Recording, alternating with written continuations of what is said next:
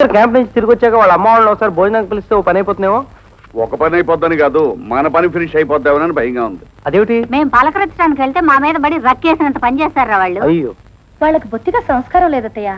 ఫోన్లే అమ్మా, ఒక వారం 10 రోజులు చిరాకులు పరాకులు ప్రదర్శించిన తర్వాత వాళ్ళే సర్దుపోతారు. కావాలంటే అప్పుడే పిలుద్దాం.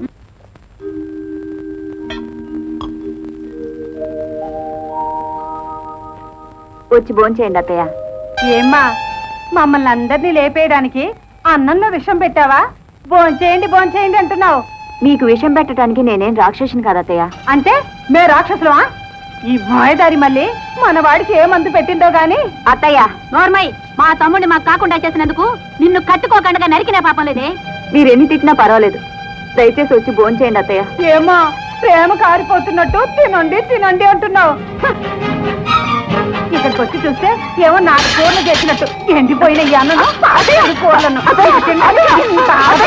అదేమిటి అత్తయ్య అన్నం అంతా నేలపాలు చేస్తావు? ఏ నువ్వు మా ఆశలన్నీ బుగ్గి పాలు చేయలేదటే. గదిలో పదండి, బిర్యానీ ప్యాకెట్లు తెచ్చాను. పద, నువ్వే తినే సరిగొచ్చానా?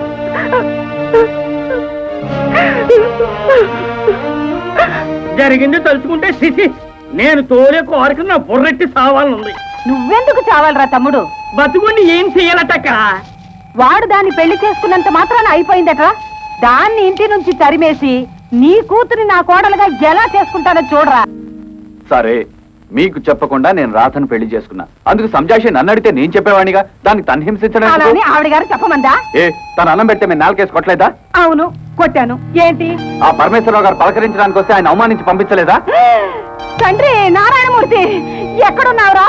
ఈ మాయల మంది చెప్పేది నిజం అయితే ఆకాశం ఎరిగి నేల మీద పడిపోవాలి, నేల భద్రాచి పోవాలి. వాళ్ళేమా నీ పూజలు అలాంటివో నీ చేతలు అలాంటివో నాకు బాగా తెలుసు.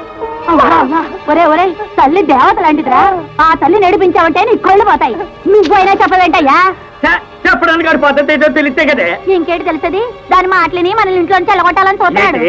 బయటికి వెళ్ళగొట్టడానికి ఆడు సంపాదన మీద మనం ఏమైనా బతుకుతున్నావా? దైవృద్ధం చేస్తున్నానేమో, నెలకి 1000 రూపాయలు సంపాదిస్తున్నానేమో, రాజాలకు బతుకుతున్నామేమో. ఇదిగో అలా బయటికి వెళ్ళడానికి తడసపెడితే నా కూతురు తానాలో ఎవరు ఆభరించున్నారో వాళ్ళు బయటికి వెళ్ళాలి అంతే. నాకు డ్యూటీ టైం అయింది, నేను వెళ్తున్నాను అంతే. నోట్లో ఏలు పెడితే కొరకడం తెలియని వాడివి దీన్ని పెళ్లి చేసుకున్న తర్వాత ఎంత మారిపోయారా కొడక. తండ్రి నారాయణమూర్తి, ఎక్కడున్నావయ్యా? నువ్వు బాధపడకు బాబు. సముద్రం అన్నాక కెరటాలు, సంసారం అన్నాక కష్టాలు రావడం సహజమే కదా. కష్టాల గురించి భయపడే మనిషిని కాదు బాబాయ్ గారు. వీధిలో వాళ్ళు 1,00,000 మాటలన్నా నేను ధైర్యంగా ఎదురిస్తాను. కానీ మమ్మల్ని దీవించవలసిన అమ్మే చెప్పిస్తే ఆ బాధ ఎవరికి చెప్పుకోను.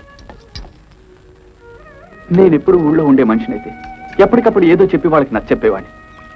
కానీ నా కర్మ, నా ఉద్యోగానికి జీతం తక్కువైనా నెలకి 20 రోజుల పాటు దేశాలంబడి తిరగాలి.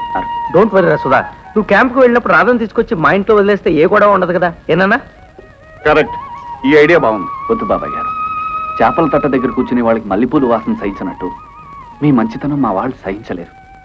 అనవసరంగా మా వల్ల మీరు వీధిని పడతారు. పడినా పర్వాలేదయ్యా, మీ ఆవిడికి నెలలు దగ్గర పడుతున్నాయి. మరోసారి డాక్టర్తో చెకప్ చేయించు.